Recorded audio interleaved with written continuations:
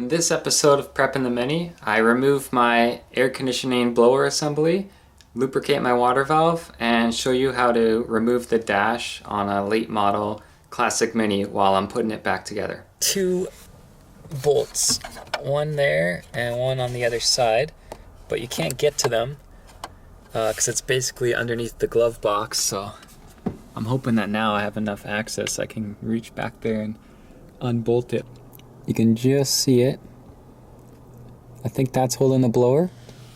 And then there's another one. That's the other one. You can barely see it, but it's right there. So I'm gonna loosen those two. I think they're 10 mil, and then hopefully this blower assembly will just drop out and race car. And that's how you take the ductwork out. Boom, done. What do you think about that, Craig?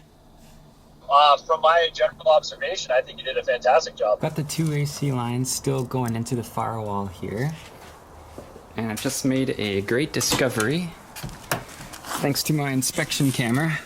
The liquid and the suction line, as they go up through the firewall, there's like a brace tying the 2 pipes together. So I think if I can, there's like a nut and a bolt in the middle of the brace clamping the 2 pipes together. If I undo that nut, the 2 pipes will move independently. Then I think I can send the smaller liquid line through the firewall and then angle this whole assembly and pull the suction line through as well. Clamp's making progress. Now you can really see that clamp I was talking about. So it has a welded nut. The way I'm getting to it, because I can't really, you can see how tight it is in here. So I'm using a wrench. I don't have a metric wrench, so I'm using a 5/16, the same as an 8 mil. It's a slight offset wrench, and I'm using it tighten, and I'm putting it on backwards so I can try to loosen it. And I'm just doing that by shoving it up the footwell right against the firewall. It's pretty hard. The struggle is real. I'm out of breath trying to get this thing off, but I'm gonna do it. Check it out. Got that son of a beach off. Push it up here and then bring it down.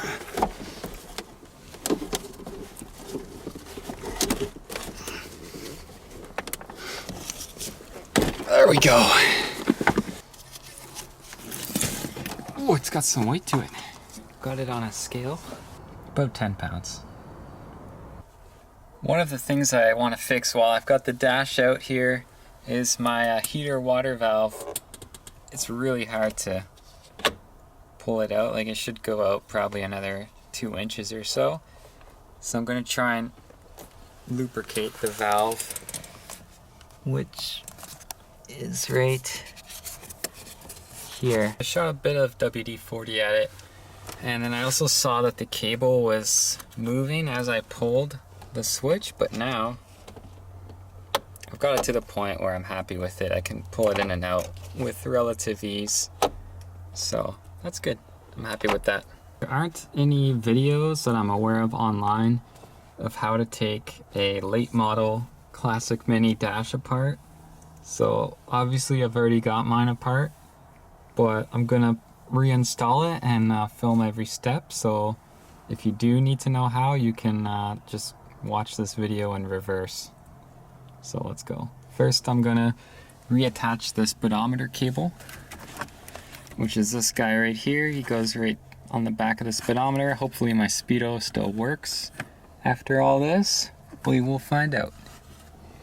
So yeah, I'll push this back, attach that cable before anything, and I've kind of wire tucked all the old AC lines out of the way, and hopefully remove some of the in-dash vibrations. Don't forget to reattach any vent stuff. So yeah, keep going. Now the speedometer cable is reattached. You get to it by putting your hand in behind the speedometer, and then you just push it back on, and it'll snap into place. It moves quite a bit, maybe like an inch or so. Right, so I got the dash back in. So there's the one nut On the left side is this one here. You undo that. Undo this one in the middle. Right there.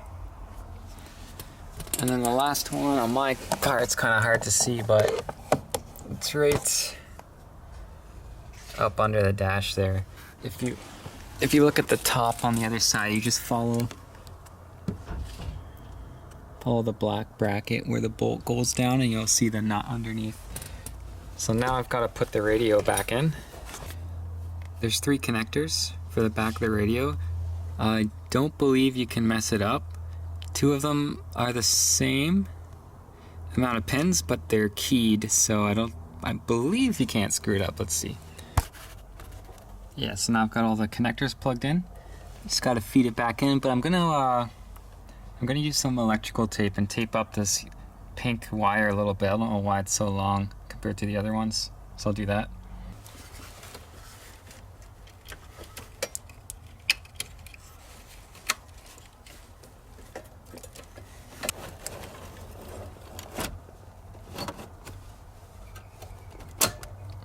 That snapped into place, that's good. So to take the radio out, there's 4 little tabs, these black tabs. So what I do is I'll like hold it with my finger or a screwdriver, and that will unclip it, and then you can grab this with needle nose, grab the metal edge and just pull it out. It's really easy to undo. And then this faceplate goes on, plugs in.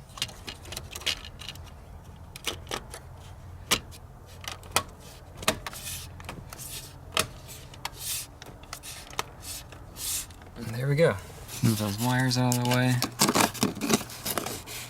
Push this around that. There we go. Just turn it till it looks good. Grab this, push it in. Give it a little twist.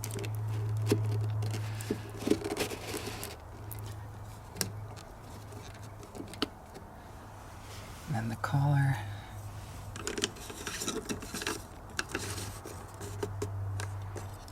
There you go.